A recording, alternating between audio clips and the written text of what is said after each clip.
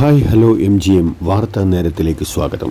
Thiruvananthapuram Kaniyapuram MGM college of arts and science department of journalism സംഘടിപ്പിച്ച photo journalism സെമിനാറും photography എക്സിബിഷനും Mathrubhumi chief news photographer Shri B. Muralikrishnan ഉദ്ഘാടനം ചെയ്തു.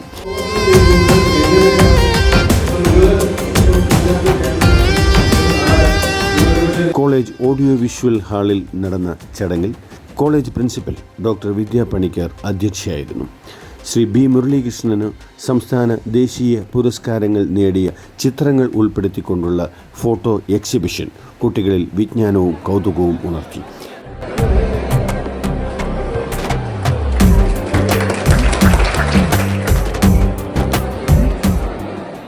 Kaniyapuram MGM സ്കൂളിലെ കുട്ടികളും കോളേജിൽ നടന്ന ഫോട്ടോ എക്സിബിഷൻ കാണാനെത്തി.